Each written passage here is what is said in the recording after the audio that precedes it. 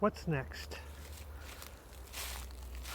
I have a concept in my head trying to explain it, and it's kind of complicated. The idea of reincarnation is kind of right, kind of wrong, kind of misleading. A lot of the things that we know in life are a little bit of truth and a little bit of misinformation. We as higher beings, we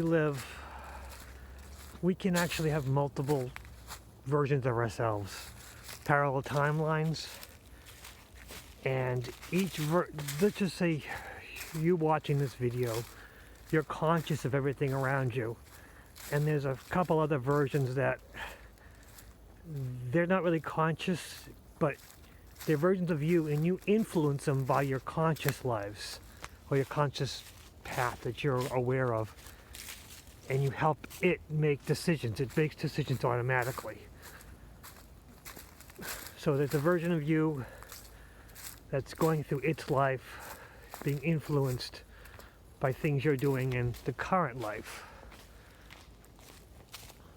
and it plays out the normal life that's very similar to one you're in right now, but you have decisions. You make yes or no decisions, left or right decisions, and each of them might create a new version of you. Now remember that it happens to each person, and there might be multiple versions. Let's just say there's 5, one of you and 4 copies that are going through the motions that the one that you are right now influence them.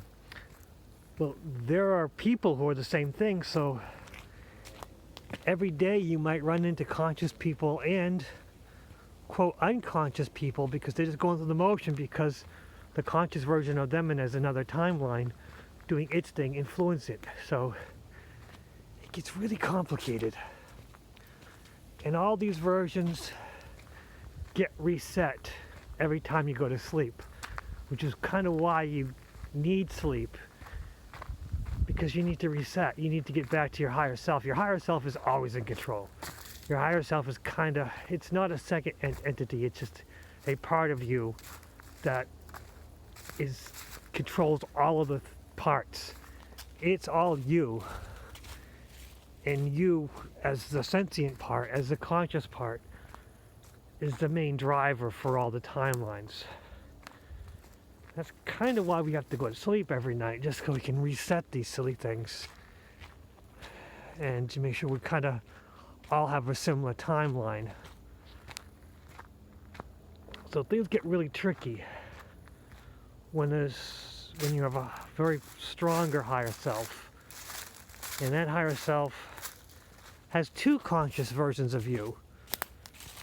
And with those 2 conscious, they have their own parallels, so it kind of spreads things out a little bit more. So you can influence, and it's not, if there's 2 conscious versions of you, that means there might be 8 unconscious versions of you, so you have multiple choices. And if both conscious versions of you don't go to sleep at the same time, things get reset in different ways, making the Mandela effect, which is a wonderful thing, where things you remember as true change. And all the conscious versions of ourselves kind of talk on the astral plane, and they make decisions that who knows why, but it's for the greater good sort of thing. And all versions of all of us are all working towards the middle, because it just makes things easier. Being in the physical plane, good and bad, light and dark, it all needs to meet towards the middle, because on the higher plane, the higher versions we go of ourselves are more positive, the lower versions of ourselves go more negative. But this version of ourselves on this physical plane is going through some kind of a test, some kind of a matrix to figure something out that is far beyond our current ability to understand.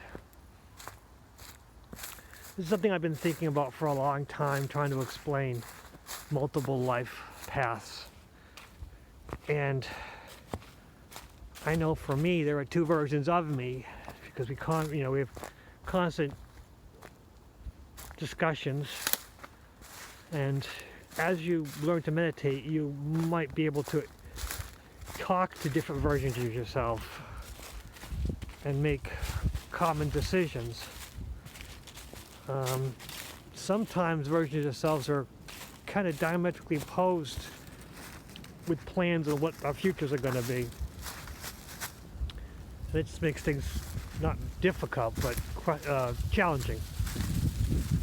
And the one thing about being a physical being is life is challenging. But as you become a more powerful physical being, you can manifest what you need, because if you have more than one version of yourself that are conscious, together you can manifest absolutely anything. Now, the one question is, why can't I manifest money? Well, money does not exist. Money is not a physical thing. It's created by those who want control. Basically, money is the easiest thing to create and make disappear. All the countries in the world are in debt. But who the hell are they in debt to? All this money has no basis. All the money is nothing. It's just made up. So the reason why a lot of us as master manifestors,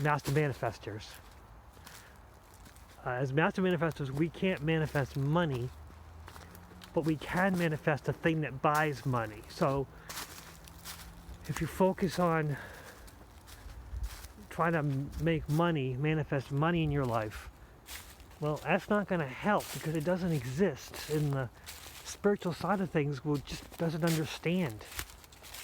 What is this money thing? You're trying to basically make invisible air. Why? I mean, it's easier to manifest oxygen than it is to manifest actual money.